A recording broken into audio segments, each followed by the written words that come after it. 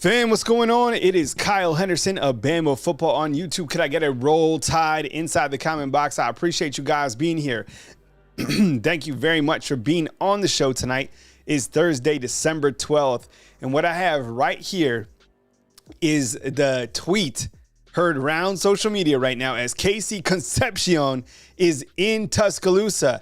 And we were just in that traffic, right, T? We were. So maybe we were behind him. I have no idea, but I appreciate you guys being here.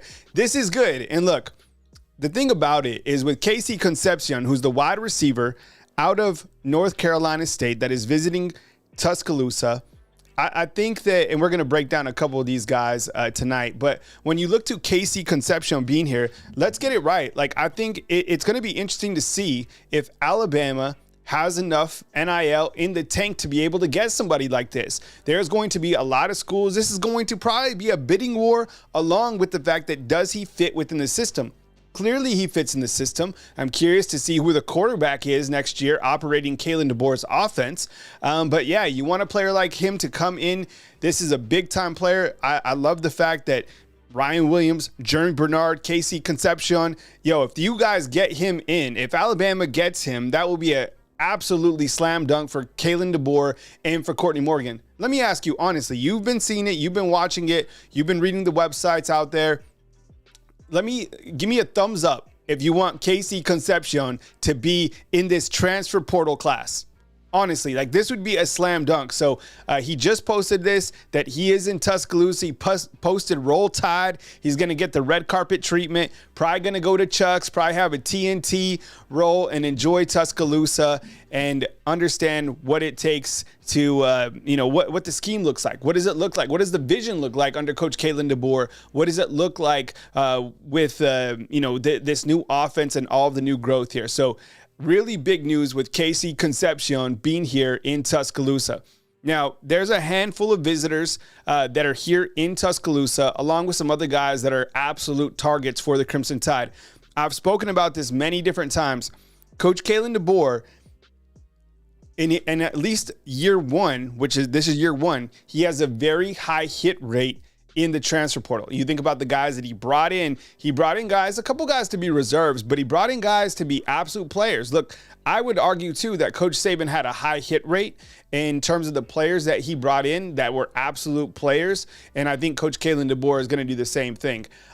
Earlier today, you had Coach Jalen Milroe. He flew down to Tampa. He was working with the ReliaQuest Bowl. He met with Sharon Moore. These two shook hands. They talked. I'm going to play a little soundbite in just a second from Coach Jalen Milroe, talking about his excitement level going into this game, talking about what he's focusing on going into this game. Look, this is Alabama. This is Michigan, two of the biggest brands in college football. We'll talk about that in just a minute, but I know you're here because I know you want to talk about the transfer portal targets. Appreciate you guys being here. Patriot Life up in the house. Bobby Nash, Antoine Lance, Kaylin DeBoss, Daniel Adams, Michael Ashanti, Caden's Vlogs. What's up, man? Appreciate you being here. Bama Football Today. I appreciate you being here. Thank you so much tonight on Bama Football on YouTube. Here's a new one right here. This is interesting too. So when we start to talk about new transfer portal targets, here we go. Patrick Cuttis. He is 6'5", 313 pounds out of Arkansas. And he was a player that was injured this year, 230 snaps according to Pro Football Focus at left guard. But when you look kind of into the detail, in 2023, he played at that right tackle position. What's up, Alabama Superfan? I appreciate you being here. Thank you so much. So when you look at an offensive line in which Alabama desperately needs, whether that's going to be a right tackle, I would say take a guard. I would say take a tackle as well.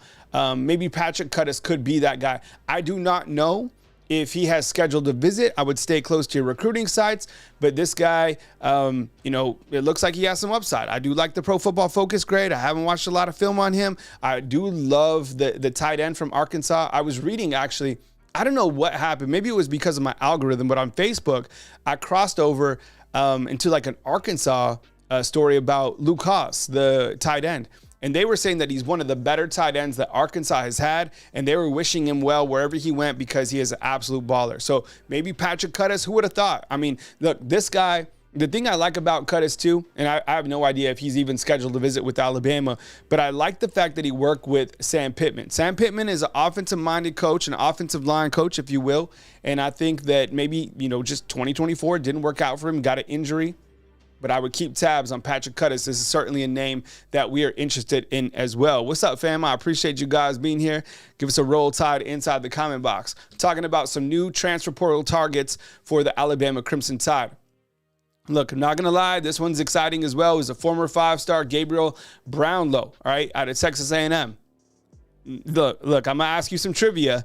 Who was the last defensive lineman, Bandit, that Alabama brought over from Texas A&M? In fact, if you can name 2 that Alabama brought in, let's see if you can do that. So 2 transfers. Who did Alabama bring in from Texas A&M?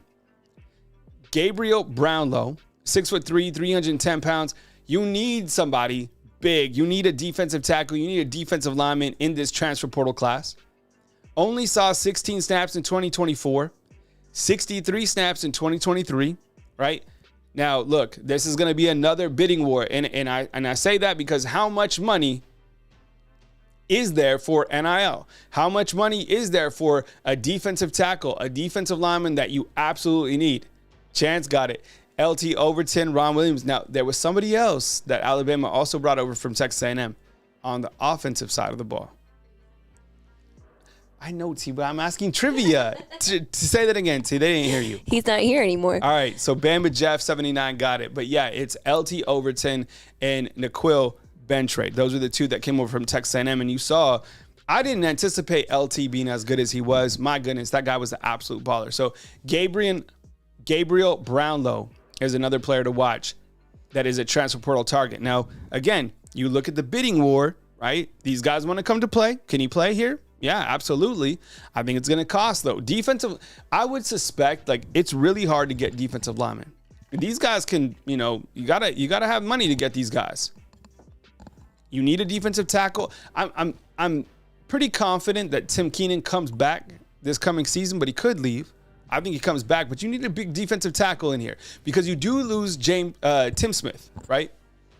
Man, I would be happy if you had Tim Keenan and if you had Gabriel Brownlow. That would be a nice combo. Also visiting Vandy, South Carolina, North Carolina, and Bill Belichick, right? And Alabama. That's going to be another thing that, I saw a couple players that were in the transfer portal from North Carolina took their name out of the portal because they're getting Bill Belichick. Now, this is interesting. T, listen to this. Bill Belichick has it in his contract that after June 1st of 2025, that his buyout goes down to $1 million. Meaning that, and before that, from now up until June 1st, his buyout is $10 million. So stay with me here. I think that means that if he got an NFL coaching job, he would go back to the NFL. Sounds like it. 100%, right? Kimberly, what's up? I appreciate you being a fan funder. Thank you very much for joining us on the show. Quentin Williams, the last dominant DT we ever had, Josh Miller said. Yeah, look, as much as I love Tim Keenan, and I think he is the guy, Deron Payne was different. Quentin Williams is different. You look at guys from the past that were on the defensive line that had that dog mentality. That's why I like Tim Keenan's game. I think he's kind of cut from that same cloth, but he's not like those guys. Those guys were absolutely unbelievable. And if somebody could post an update of that 49ers and Rams game, I would certainly appreciate it. I got a couple fantasy football guys playing tonight, as well as the 49ers are absolutely my team. Gaming with Daniel, what's up, man? Appreciate you being here. Roll Tide, we're walking through a couple transfer portal targets that we haven't quite spoken about just yet. So let's go over a few that I just named. You have Patrick Cuttis. He's an offensive lineman out of Arkansas. He's a junior, 230 snaps this past year. If you're just checking in, let me recap some of these items. You have Concepcion, who is actually in town right now as we speak. He just posted this on his social media account. Coach Kalen DeBoer and Sharon Moore in Tampa today. You also have Patrick Cuttis, as I mentioned, and then you have Gabriel Brownlow as a target. I have no idea if he has scheduled a visit, but this is somebody that I think is also a priority. Michael Ashanti, what's up, man? Appreciate you, man. Yeah, he's saying that we have 265, but you need 45 only thumbs up. Yeah, so I'm not sure why, but if you hit the thumbs up on the actual video, it helps the performance. It tells other people that the video is interesting. So if you like what you're seeing, hit the thumbs up. I appreciate it. That's the only time that I'll say it on the video. So thank you so much. I don't even know. T, how are we saying this? Which one are we on? We're on the tight end. Nate. Oh God. Burke. Was it like Burke? I don't know. I don't want to. I need to practice on this one. Anyways, you have a tight end from Nebraska. Now, I was making some calls, calling around, talking to some people close to the situation. Here's what they say about Nate. Very solid tight end. Boerkacher. That's what it was. Boerkacher. Okay. All right. Looks like he was a little bit underused, and it looks like Big Ten SEC. He'll be a great target. Nebraska, I'm sure doesn't want to lose a player like this. So you look at the two tight ends that Alabama is currently targeting, right? You have Nate Boerkacher and you have Luke Hasz. I would love for Alabama to probably get Luke Hasz. That would be, in my opinion, one of the slam dunks. Him and Casey Concepcion, I'm not going to lie, like that, those would be gigantic gets. But in terms of Nate Boerkacher, he's just kind of on my radar just as of recent. But I know if Nebraska was to keep him, they would be really happy. Bama Football Today asked on Bubba Hampton. The latest news on Bubba Hampton is he left practice on crutches today. That's all we know. I hope he gets better. I hope he heals up for the bowl game. But I asked this to my morning crew, and I asked this to the evening crew. Do you think that he get 5 catches against Michigan? I don't know if he even plays. So, prayers up to the young man. I think he's exceptionally talented. As you know, Jalen Milroe is going to operate the offense as Jalen Milroe operates the offense.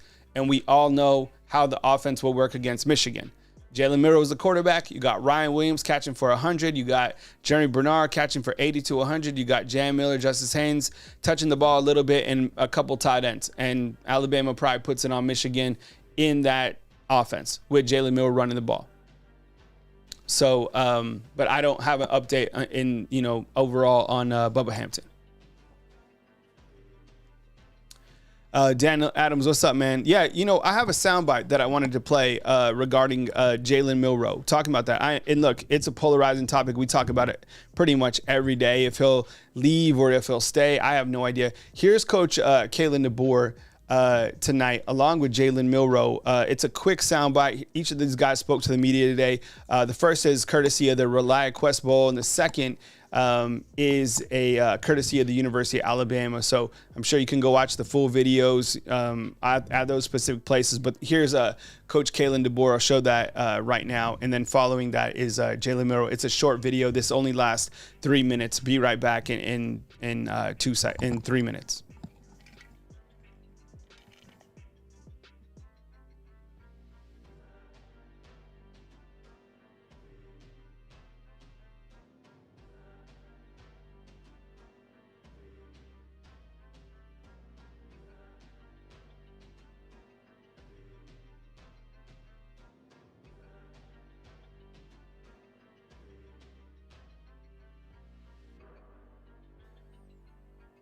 All right, looks like we didn't have audio on that. Let me, I'll double check that. I uploaded a clip of Jalen Milroe earlier today. I'm not sure why we're not getting sound on that. I'll have to double check. So my apologies. Actually, right before, truth be told, right before I started the show, my headset, the one that I always wear, it broke. So it wasn't working. So I'm working off another microphone that I have, so I'll have to see if I can get that replaced at some point in time. Things happen. We power through it. But anyways, Coach Kalen DeBoer, long story short, spoke about his excitement to be in Tampa, said that, it's an honor playing Michigan, one of the biggest brands in college football, and pretty much said that, what you would expect a coach to say, right? I mean, it wasn't like anything earth-shattering. He's like, well, this is a great honor playing Michigan. You can look it up. I mean, it's out there on social media. And then regarding Jalen Milroe, he was asked a couple times about Keelan Russell. And he said that he's excited to have Keelan Russell come to the program. He's another Texas guy. Having a Texas guy come in, he said he's an absolute real deal. Clearly, he is being the number one player in college football, or in high school football, rather. We continue to look at a couple more targets. We talked about Nate Boa-Couture out of Nebraska. You also have Kelby Collins out of Gardendale, from Florida, 6'5", 278 pounds. It would be amazing if you're able to get Gabriel Brownlow and also Kelby Collins. You get your defensive tackle, you get your bandit. I don't know if that's going to work out, but maybe that's something that does happen, right? So I don't know if Kelby Collins is in town as of right now, but I know that he'll be here this weekend. 6'5", 278 pounds. And I think a player that you absolutely want, considering I would imagine that LT Overton goes to the NFL after the season that he had here with the University of Alabama. You also have Luke Haas. This is another tight end that we've continued to talk about and highlight. He's a number 3 transfer portal player in the country. He's a sophomore, 6'3", 241 pounds. Absolutely love this kid's highlights. What he brings to the table, super physical player, brings a lot. Crimson Dad 813 is saying Jalen isn't coming back. I personally know people close to him. All right, well, there you go. Then that could be the official statement right there. I guess the question is, why hasn't he announced it? You know what I'm saying? Like, those are some things that you think about. Is like, why hasn't he announced it? Just looking at both sides of the coin, I personally think he's gone as well. Why would he come back? Like, there's not going to be a tremendous change with Jalen Milroe from now until next year. There's nothing is going to change. He is who he is as a quarterback, period. So, you know, I think, and that could fit in the NFL, but I think Damian Harris said it best, is like, this is pretty much a marriage that hasn't worked, but they're going to give it one last, hurrah and go out and finish what they started. So you're going to see the absolute same type of offense. Let me ask you this regarding Jalen Milroe.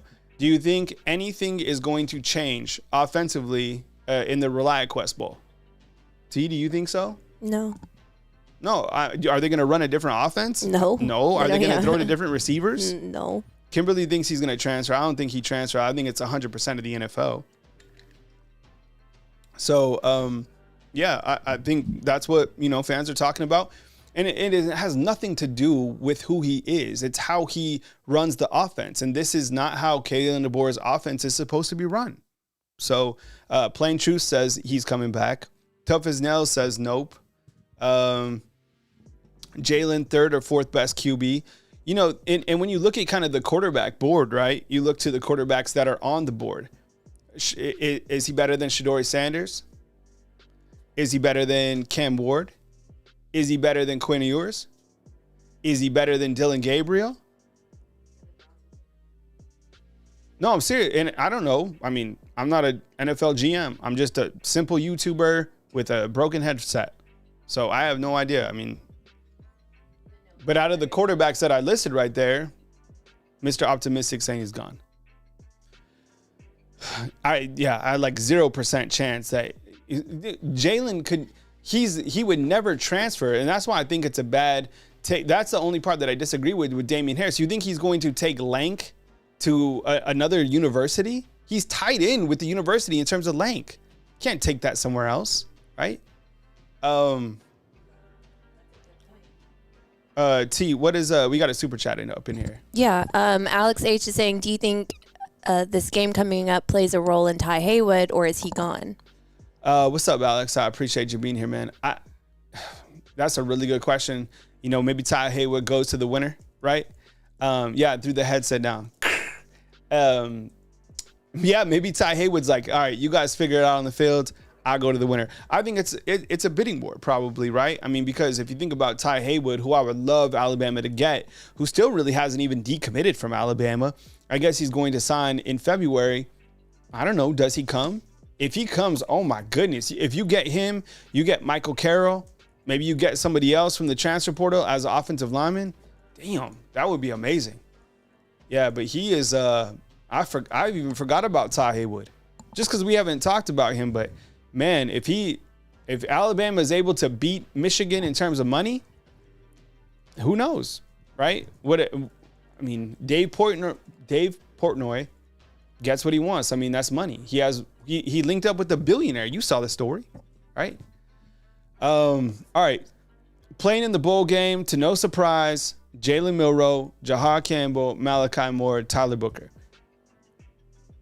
I wouldn't look at this as something that is negative because these damn. Whoa. All right, Michael's hooking me up. Yeah, thank you. All right, you. I appreciate you, Michael. Thank you so much for the 100 spot, man. I appreciate you. And when I'm on this mic, I can't even hear how I sound. I can't hear T. So I appreciate it, man. Thank you so much, man. Michael, I really appreciate you. I wouldn't look at it as something negative with these guys playing in the bowl game because the standard has been set by past players to not opt out. You got to finish. Like, regardless if we're going to see the same Alabama team against Michigan. They will beat Michigan, okay? Will it be the same offense? Obviously. But I think when you start having players opt out, and hear me out, because I think this is really important right here, okay? I feel that when players start opting out, that's a sign of bad culture within the program. And while we could say all sorts of things about Kalen DeBoer, these players want to play for him. And playing at Alabama still means something to these guys. Jalen Milroe is clearly going to the NFL. So is Jahad Campbell, Malachi Moore, and so is Tyler Booker. Let's be honest. These guys are not coming back. It means something to them to play in an Alabama jersey one more time. It means something to them to go out on the field and to beat Michigan. Don't forget that Michigan beat all these players, including Coach Kalen DeBoer. And it means something to finish what you started, right? And that is playing the last game of the season. I get it. A lot of people want a different quarterback. I do too. You want to see somebody else operate the offense, but that's not going to happen until next season. And that's fine, okay? And you're going to get a different quarterback. So let this guy finish what he started and let him go out and let him finish the game with his teammates. Support him because he wants to be in an Alabama jersey. He's earned captain status, and let him go out with dignity, right? Because you know what? The one thing that you can't criticize about Jalen Milroe is his character, okay? And I'll tell you what, you can absolutely criticize Shadori Sanders' character. I don't know Shadori Sanders. I don't know any of it, but from what I see on the news and the media, it seems like Jalen Milroe's head is screwed on straight. So whatever organization gets is obviously going to have to work on him. Come on, we're saying the same thing. But he's not, he has every single right to play in this upcoming game against Michigan, period. Parker Brailsford, a guy, I guess, I don't think that Parker Brailsford was a guy we thought was going to go into the NFL. But him coming back is probably one of the biggest items of note early on at this point in time. Not a lot of guys are announcing if they're coming back or not. They plain and simple don't know. Like Damani Jackson, I don't know. Jeremy Bernard, I don't know. But like with Parker Brailsford, you got your starting center coming back. You got your left tackle. You're bringing in a 5-star guard, right? Those are 3 offensive linemen right there. Jaden Roberts, maybe he gets healthy. And then you have 4 offensive linemen. You desperately need somebody at right tackle. I pray that Elijah Pritchett and Wilkin Formby have breakthrough developmental years and those guys can contribute. But right now, that's just not it. Mike Madden, what's up, man? I appreciate you. Looks like we have a Vandy fan up in here. No, man, enjoy it. That was crazy. That was the first time that Vanderbilt beat Alabama since 1984. We talked about it last night on the show. I mean, my goodness. They took the goalpost all the way down Broadway and threw it down in the river, right? I mean, that takes a lot. Appreciate you being here, Mike Madden. Thank you so much. Shador. Oh, thank you, Robert. I appreciate it, man. Yeah. Go ahead, T. Is it? I don't know. I've always heard Shadori, but I guess it is Shador. That's how it's spelled. Yeah. You know what? And I mean, you could say what you want about him, but man, Neutral powers pathway. Support. I mean, look, the guy wants to finish with his team. I don't think there's anything wrong about it, right? I mean, finish what you started. I mean, he is the leader, the captain of the team, right? But in terms of, the money and stuff like that, he's obviously gone, not saying like he's going to stay or that I want him to stay, but that's it. You also had Jahad Campbell. There was no discussion about, whether or not to opt out of this game. This is what I love to do. I have a passion for it. I have a competitive nature. I can't not play. And that kind of tells you about this team as well. It's like, you don't want guys bailing, as I was just talking about. It's like, that's a sign of a bad culture. And I think that would probably spill into the younger mind of other players that would want to bounce as well, right? You also have Bubba Hampton. Football News was talking about it inside the comment box. According to Tony Tsoukalis, one of the team reporters, he was seen leaving on crutches earlier today. So we have no idea what that status is, but, prayers up for Bubba Hampton in terms of, the health. I have no idea, how serious it is. I'd wait for an update from Coach Kalen DeBoer, right? Damani Jackson, he was speaking to the media as well today, and he said, on future plans, I'm just focused on Michigan right now. He's playing. And he's another guy that I'm on the fence about. I don't know if he's going to go to the NFL or if he comes back. If Damani Jackson comes back, you have Damani Jackson at corner, Xavier Brown at corner, Devontae Smith at Husky, Keon Sabb at safety, Bray Hubbard at safety. If Damani Jackson comes back, you return your entire secondary. The only guy you're leaving is Malachi Moore. That would be a big difference from the start of the year, right? Bama DJ's like, that means he's gone. Maybe so.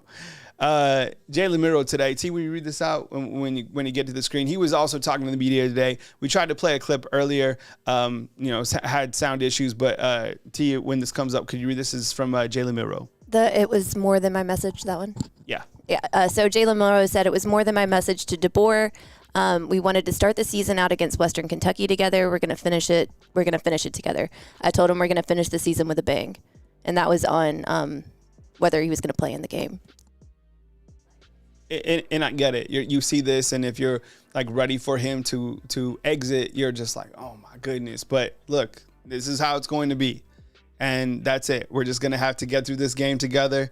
And we're like, that's it. So there's nothing else to say other than he's playing in the bowl game, right? And I know from reading the comment box and listening to it, everybody talk about it, it's almost like nauseating because you're like, damn, I'm ready for something different. Finish it out, beat Michigan, get some revenge, finish out with your teammates, and then turn the keys over to the next quarterback in line. And then we'll talk about the fact that Ty Simpson isn't good enough and that Keelan Russell should be in. And then when Keelan Russell gets here, there'll be someone else behind him. Right. This reminds me exactly of when Mac Jones was here and Bryce Young had just got in, because nobody wanted Mac Jones to start. It was wild. The guy had been here forever, just like Ty Simpson, but nobody wanted him to start, and everybody wanted Bryce Young to start. I think I was even on that train too. I was like, boo, Mac Jones, no. And then he came in and just started. I'll tell you this. When Mac Jones came in, and I can't remember what he did in that spring, but when Mac Jones was named the starter, and I think it was the all SEC year, right? When they just played in COVID. And when we knew it was business is when Mac Jones came to the podium and they were playing Missouri. I think the first game, I'll never forget this. This is crazy. Who remembers this? Mac Jones got to the podium, and this dude who we all thought was soft, this dude rattled off the names, the ages, the addresses, the number of tackles, where they went to high school, of every single defensive player on Missouri. And everybody was like, oh, shit. That guy, I'm telling you, he was so intelligent. He was so dialed in. I don't think he gets enough notoriety for what he did in 2020. And look, say what you want to say. That could be one of Alabama's best teams ever. Ever. All they did was play SEC teams, and they ran through college football that year. That team was crazy. Nobody talks about Mac Jones. And prayers up for him as he leads the Jacksonville Jaguars. But that's where he's from. Thumbs up for Mac Jones. Does anybody feel the same way? I was on the train. I was on the anti-train. I was like, no, start the freshman who's never played before. He's better. Coach Saban rolled out with Mac Jones and just rolled right through everybody in 2020. What a crazy year. All right. Let's see. College football news as it happens. This has been such a wild, wild week of news. Even the last 48 hours have been crazy. Bill Belichick is the new head football coach at North Carolina. Who would have thought that happened? No idea. I didn't even know he was interested in coaching college. I would assume at some point he goes back to the NFL, but he's already 72. I didn't know he was 72 years old. 6-time Super Bowl champ, 5 years, $10 million. Do you think, yes or no, is he going to be coaching college football for 5 years when he's 77? T, what do you think? I mean, I wouldn't think so, but the under for him to win 7.5 is -158. So looks like the struggle bus out the gate. I don't know. Can you imagine Bill Belichick with NIL working the transfer portal? I don't know. Here comes Grandpa rolling up to talk to think about it. Yeah. 72. If these players are 17? Well, I mean, he apparently talks to 24-year-olds pretty well. Yeah, he does. He's a great recruiter. That's what they said. Brooks Austin came up with that. I didn't come up with that, but yeah, he said he's a great recruiter. So who knows? I don't know. See, Coach Kalen DeBoer dresses more like an NFL coach. He does. Sidelines. Yeah, with the hoodies. Because the NFL coaches, nobody has ever, questioned what they wear. They just wear hoodies. Yeah.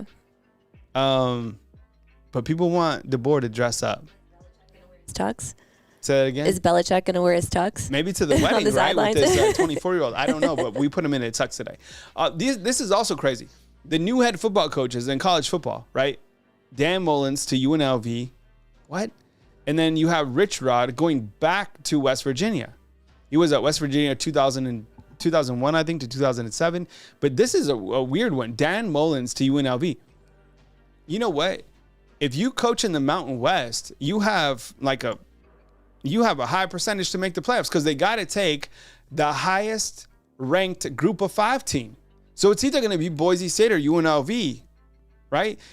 I mean, that's just how it's going to be. So Dan Mullins going to college football or back to coach UNLV, NIL, I don't know. Be interesting. The thing I remember about Dan Mullins,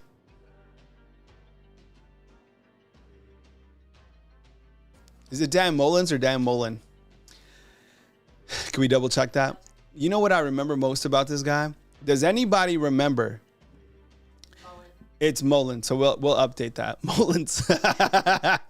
Does anybody remember when he came out in a Darth Vader costume? Do you remember this? That's when I knew things were starting to get squirrely at Florida. And and Billy Napier fought like hell for his job. But who remembers this? When he came out, I promise you, he came out and he had a Darth Vader mask on and he did a press conference after the game like that. Yes, 100%. It was crazy. I'd never seen That's awesome. anything like it.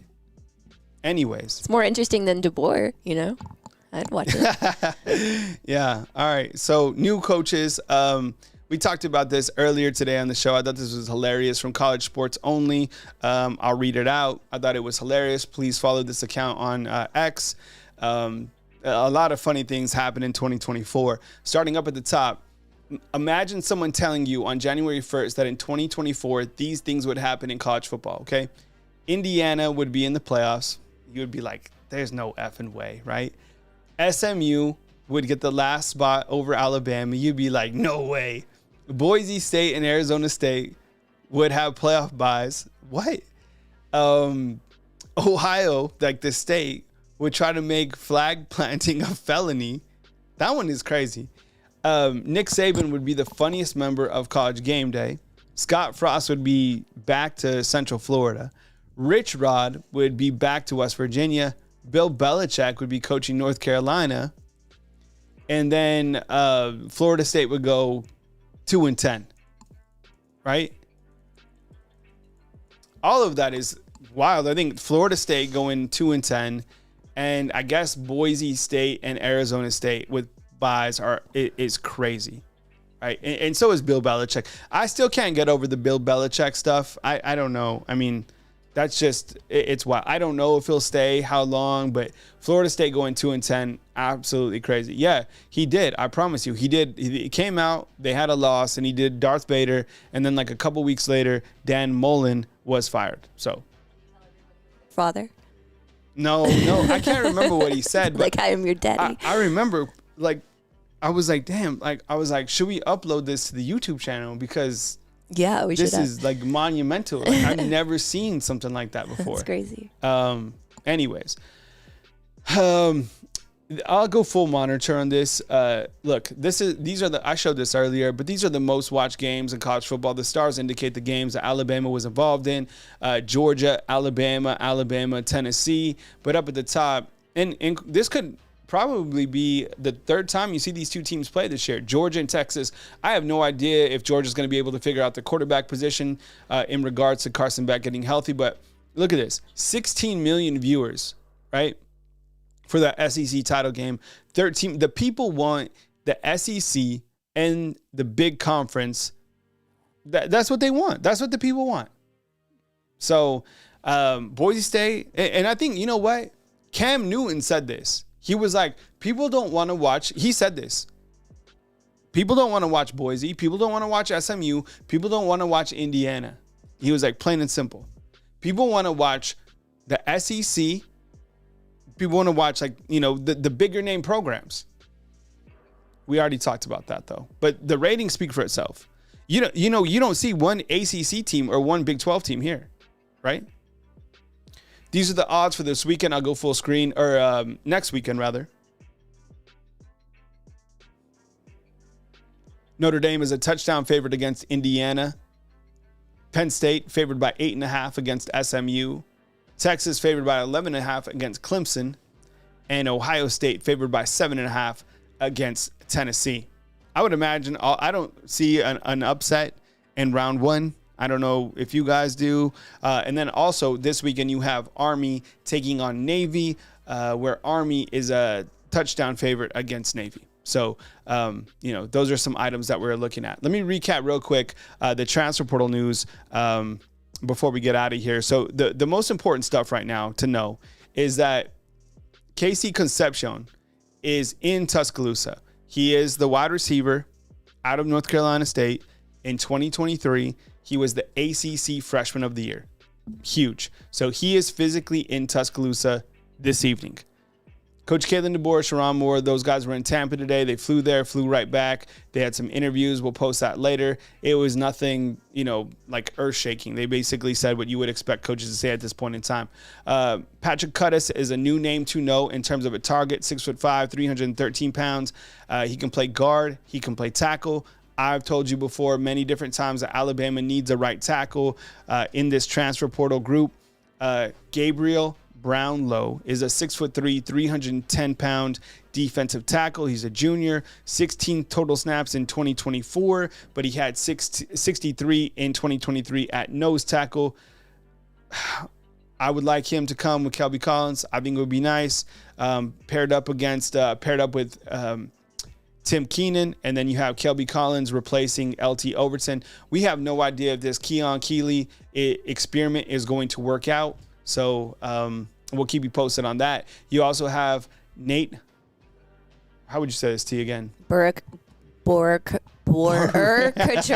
Jeez, that is so hard. 6'5", 250 pounds. I remember when all the coaches came in, like learning like Kapilovic, right? It took us a little bit of time. But he's a tight end out of Nebraska, 6'5", 250 pounds. Talked to somebody close situation. Nebraska does not want to lose this guy.